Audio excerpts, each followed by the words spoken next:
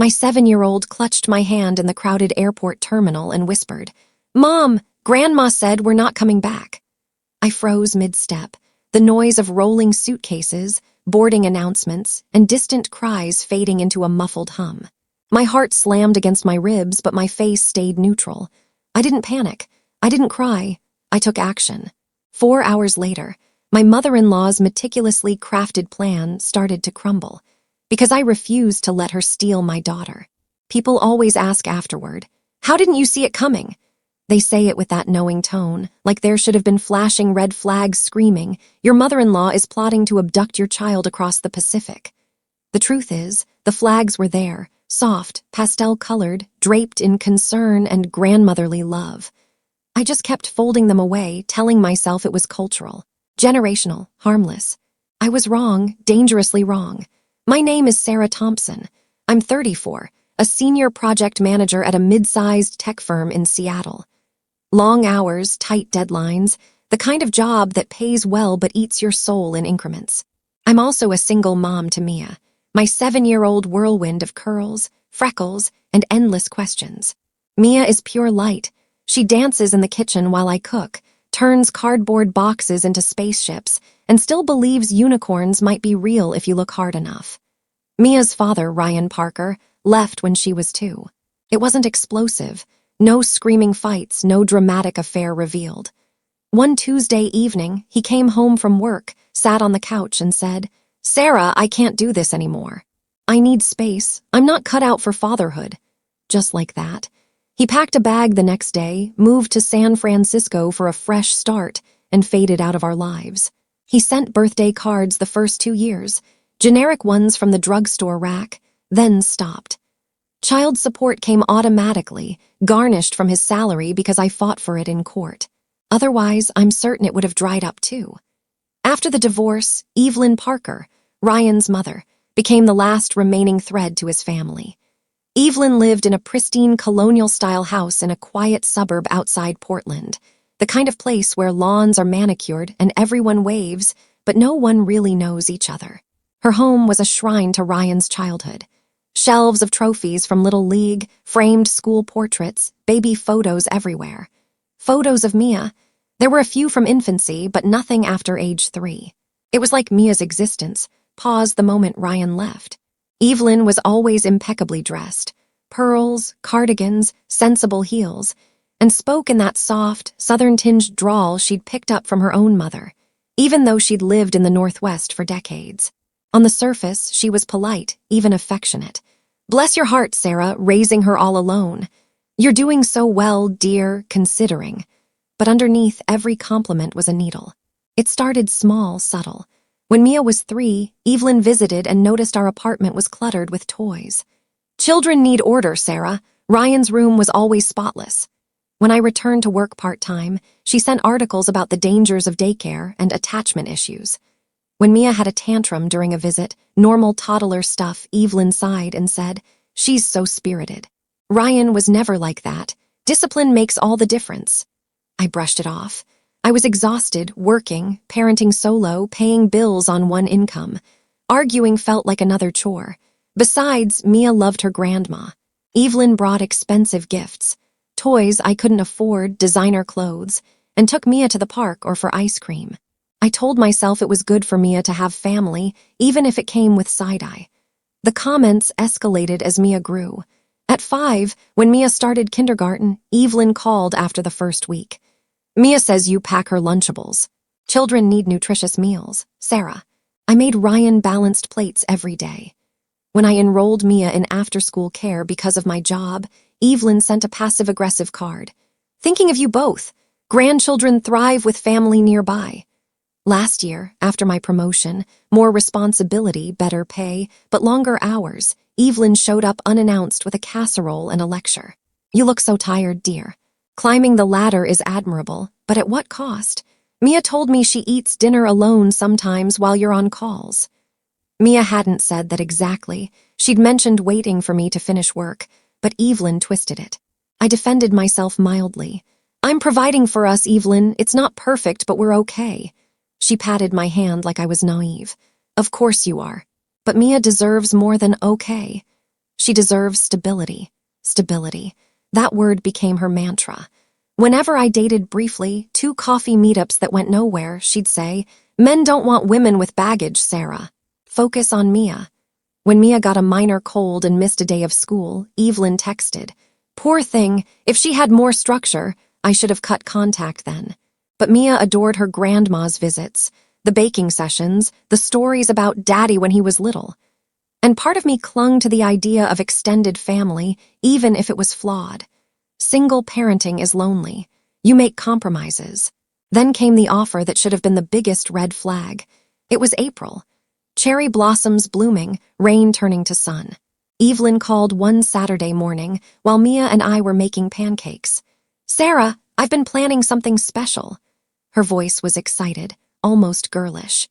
"My late husband George and I always dreamed of New Zealand, Lord of the Rings country, fjords, adventure. I've booked a trip for summer, 2 weeks, and I want to take Mia with me." Just Mia, not me. My stomach tightened, but Mia overheard and started bouncing. "New Zealand, with hobbits, please, Mommy," Evelyn pressed. "It's all paid for first-class flights, luxury hotels, guided tour.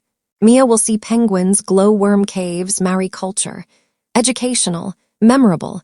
You deserve a break, Sarah. You work yourself to the bone." A break sounded heavenly. I hadn't had a vacation in years. And Mia's eyes were pleading.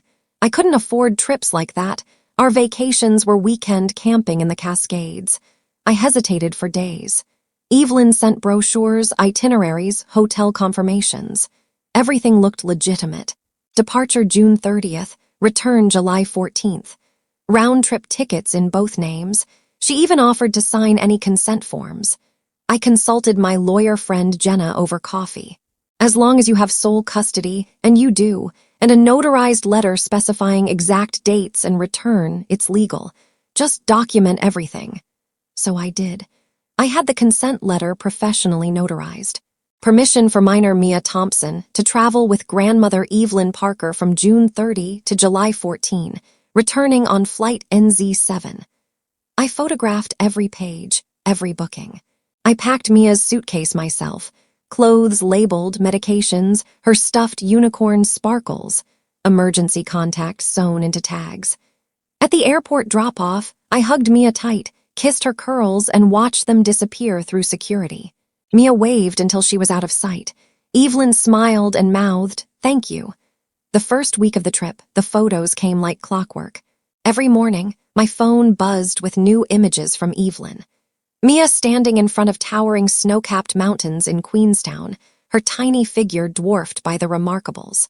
Mia holding a baby lamb on a farm near Rotorua, her curls wild in the wind, a grin that looked genuine at first glance. Mia glowing under the blue-green light of the Waitomo glowworm caves, eyes wide with wonder. The captions were always upbeat, almost performative. "Mia is in heaven here. Such a little adventurer. Fresh air and family time priceless." I saved every photo. I replied with enthusiastic messages. "She looks so happy. Tell her Mommy misses her hugs." But something felt off even then. In the lamb photo, Mia's smile didn't reach her eyes. Her cheeks were lifted. But there was a tightness around her mouth I recognized from times she was trying to be brave. In the cave shot, she was clutching Sparkles the unicorn a little too hard, knuckles pale. The FaceTime calls were worse. Evelyn scheduled them precisely, always at what she called convenient times, which meant Mia looked freshly scrubbed and dressed in outfits I didn't recognize. New clothes, probably bought on the trip. Mia would wave and say, "Hi, Mommy. We saw penguins today." But her voice was higher than usual, rushed. Once I asked, "What was your favorite part, sweetie?" She started. "The penguins were," then Evelyn's voice off-screen. "Tell Mommy about the boat ride, too." Mia glanced sideways and added obediently, "The boat was fun." The call ended abruptly. "Time for dinner, dear. Say goodbye." I told myself it was jet lag, time zones, grandma excitement, but the nagging grew. Week 2 brought fewer photos, longer gaps between messages. Then, on July 11th, 3 days before the scheduled return, the text arrived. "Bit of a snag, Sarah. Volcanic activity warnings near Auckland have disrupted flights. We've been rebooked for July 20th. New confirmations attached. So sorry." Attached was a PDF. It looked official with airline logos. But when I clicked the booking numbers into the airline site, they didn't exist. No disruptions reported anywhere in New Zealand. I searched news sites, clear skies, normal operations. My hands went cold. I texted back immediately. Can you send the actual booking reference numbers? And call me tonight. No reply, all day. The next day.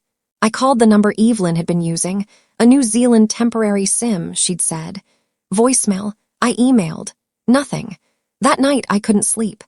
I sat at the kitchen table with my laptop, scrolling through years of old messages from Evelyn. The pattern was undeniable now. Every concern was a brick in a wall she'd been building. Screenshots she'd asked Mia to show her of my work calendar. Grandma wants to see when you're busy. Photos of our apartment on messy days, sent with just checking in. Notes from Mia's teacher about occasional late pickups, forwarded with thought you'd want to know. It wasn't love. It was inventory, evidence gathering. I called my lawyer friend Jenna at midnight. She answered groggy but listened as I explained. Sarah, this sounds bad. The consent letter is binding, specific dates, return required. If she doesn't bring Mia back, it's abduction. Get to the return airport early. Document everything. If they don't show, or if she tries something, call authorities immediately. So I booked the red-eye to Lax. Told work it was urgent family matter, no details. Packed light, printed every document, custody papers, consent letter, original bookings, screenshots of the fake delay text. I even recorded a voice memo summarizing the timeline, dated and timed. At SeaTac, waiting for my flight, I bought daisies from the airport florist, Mia's favorite, white and yellow, simple and bright. And a plush kiwi bird toy, soft and ridiculous. I made a sign on printer paper with markers. Welcome home, Mia, Mommy loves you. The flight was torture, 6 hours of turbulence in my mind more than the plane. I rehearsed scenarios. What if they didn't show? What if Evelyn tried to reroute? What if Mia was scared? I landed at Lax bleary-eyed, rented a car, and drove to the international terminal. Arrivals hall, fluorescent lights, tired travelers, reunion hugs, tearful hellos. I stood near the exit doors for hours, sign in one hand, flowers in the other, scanning every face. They were among the last passengers out. Evelyn emerged first. Crisp white linen pants, silk blouse, hair perfect despite the long flight, rolling a designer suitcase like she was on a leisure stroll. Mia trailed behind, dragging her small pink case, curls matted, face pale and drawn. She wore a new dress, floral, expensive-looking, and clutched sparkles so tightly the stuffing was bunching at the neck. Mia saw me first. Her eyes locked on mine across the crowd. For a split second, pure relief flooded her face, then it crumpled. She dropped her bag and ran, weaving through legs and luggage. Mommy, the word broke halfway, a sob.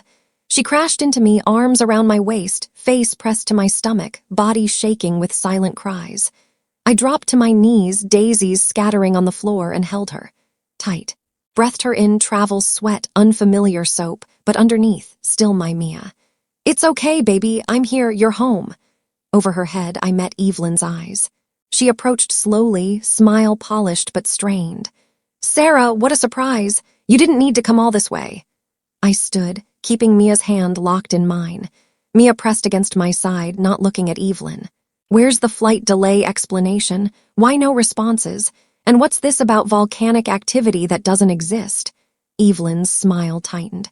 Let's not do this here, so public. We can talk in the car. We moved through the terminal in heavy silence, Mia clinging, Evelyn pulling bags. In the parking garage, away from crowds, Evelyn finally turned. Her voice was calm, reasonable, the voice of someone delivering unfortunate but necessary news. Sarah, this trip has been eye-opening. Mia has absolutely thrived with me. Proper routines, healthy meals, nature every day, no rushing, no screens. She's happier, more settled. I've decided to extend our stay permanently. I've leased a lovely home in Queenstown, 4 bedrooms, garden near excellent schools. Mia will start there in the spring term.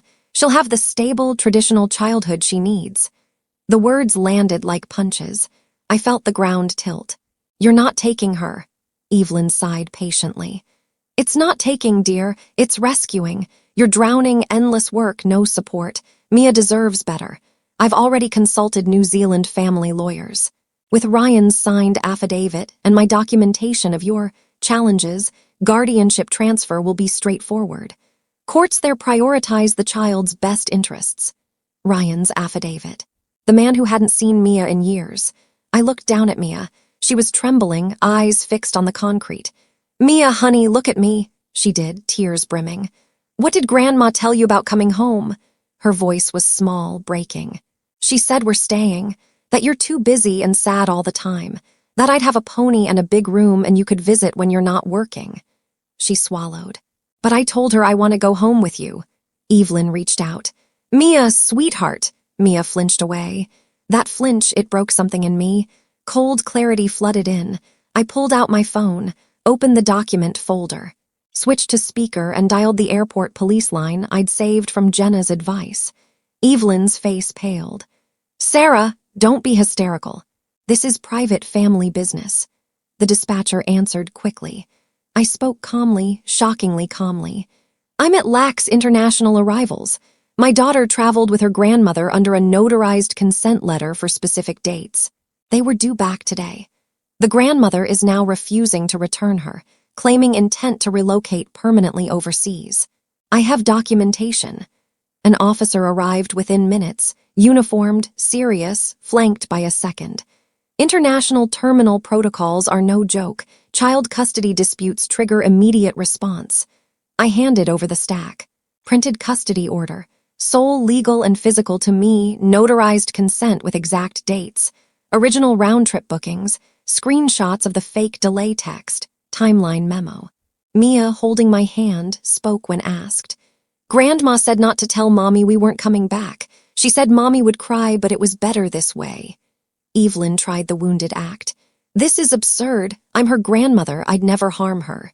This woman is unstable, making a scene." But the documents were airtight. The fake delay PDF, quickly debunked when the officer called the airline. Evelyn was detained for questioning. Her luggage searched. Inside, printed emails from a New Zealand lawyer discussing guardianship, Ryan's scanned signature, a folder labeled Sarah Evidence. Customs held her passport. FBI liaison contacted. International Parental Abduction Task Force activated. I took Mia to a quiet family room in the terminal. She finally let go fully, curled in my lap, sobbing out weeks of fear. "I missed you so much, Mommy. I didn't want to stay. I tried to be good so she wouldn't be mad." I rocked her, tears silent on my cheeks. "You were perfect, baby. You're safe now. We're going home." We flew home that night, first-class upgrade courtesy of the airline's Family Assistance Program after they heard the story. Mia fell asleep against my shoulder before takeoff, sparkles clutched in her arms, thumb in her mouth. A habit she'd dropped years ago, now returned like a security blanket. I didn't sleep. I stared at the dark window, clouds below lit by moonlight, replaying every moment I'd ignored Evelyn's barbs. How many times had I excused her because she's old school or she lost her son? How many red flags had I relabeled as quirks? Back in Seattle, the house felt too quiet. Mia's room was exactly as she'd left it, toys on the shelf, bed unmade from the morning rush, a half-finished unicorn drawing on her desk. She walked in, touched the drawing, then crawled into her bed fully clothed and slept for 14 hours. I didn't. I sat at the kitchen table with Jenna, my lawyer friend, who'd flown down the next day. We spread out every document, every screenshot. Jenna's face grew grimmer with each page. "This isn't just overreach, Sarah. This is premeditated. The fake delay, the lawyer emails, they plan to vanish." The investigation moved fast. Federal agents interviewed me at home so Mia wouldn't have to go to an office. They took my phone, laptop, pulled Evelyn's communications. Turns out she'd been corresponding with a New Zealand immigration consultant for months, inquiring about grandparent guardianship visas and relocation for child welfare reasons. She'd even opened a bank account there, transferred funds gradually so it wouldn't flag. Ryan was located in San Francisco within hours. Agents showed up at his tech startup. He folded immediately, claimed Evelyn had emotional conversations with him, guilt-tripped him into signing the affidavit by saying I was unstable, and Mia was suffering. He insisted he never thought she'd actually keep Mia. Whether that was true or not, he revoked the affidavit, signed a statement supporting my sole custody, and agreed never to contest it again. Last I heard, his company parted ways with him after the publicity leak. Tech circles talk. Evelyn lawyered up quickly, a pricey Portland firm specializing in family disputes. Her initial statement, "I was protecting my granddaughter from an unfit environment. Everything was in Mia's best interest." But the evidence crushed that narrative. The consent letter was explicit, limited dates, return required. Her texts, emails, the leased house in Queenstown with a child's bedroom already furnished. Even notes on her phone. "Tell Mia mommy needs rest." Make her excited about the new house.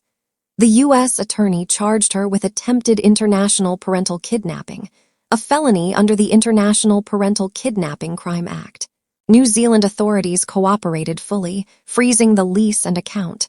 Court was 6 months later. I didn't want a trial. Mia didn't need that trauma. Evelyn took a plea. Guilty to the felony, 3 years supervised probation, $75,000 fine, covering my legal fees and therapy, 500 hours community service, mandatory psychological evaluation, and a permanent restraining order, no contact with Mia or me, ever. The judge was blunt. Grandparent rights do not include theft. Your actions terrorized a child. Evelyn's house sold at a loss to pay fines. She moved into a small apartment in Portland, alone. Mutual acquaintances say she tells people I brainwashed Mia and the system failed her. Whatever helps her sleep. Mia's healing was slower.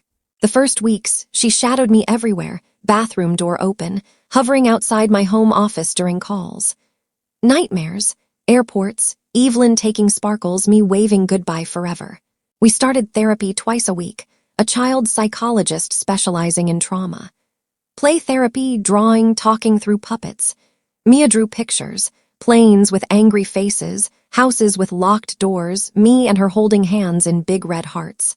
One session, she told the therapist, "Grandma said Mommy didn't want me anymore because she works, but I knew it wasn't true. Mommy always comes back." That broke me in the parking lot afterward. We made changes. I negotiated a 4-day work week, full remote, no more 60-hour crunches. Pay cut, but worth it.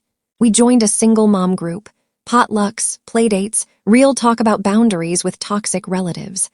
I taught Mia about safe adults, private parts, speaking up, no secrets with grown-ups, even family. Slowly, joy returned. Mia laughed at cartoons again. She started 2nd grade with new friends. She drew unicorns flying over rainbows, not airports. One night, 8 months later, she crawled into my bed, rare now, and whispered, "Mommy, are we safe forever?" I kissed her forehead. "We're safe because we listened to each other, and because you were so brave." Me, I'm different now. No more excusing digs for family peace. I keep digital backups of everything, documents, messages. I trust my gut. And I know concern can be a mask for control. Evelyn thought she could rewrite our story, make herself the savior, me the failing mother. But Mia's whisper in that terminal rewrote it back. A 7-year-old's truth louder than years of manipulation. Love doesn't steal. It doesn't lie about return flights. It doesn't build cases against the people raising the child. So tell me, have you ever ignored concern that felt like criticism? How did you finally draw the line? Let me know in the comments.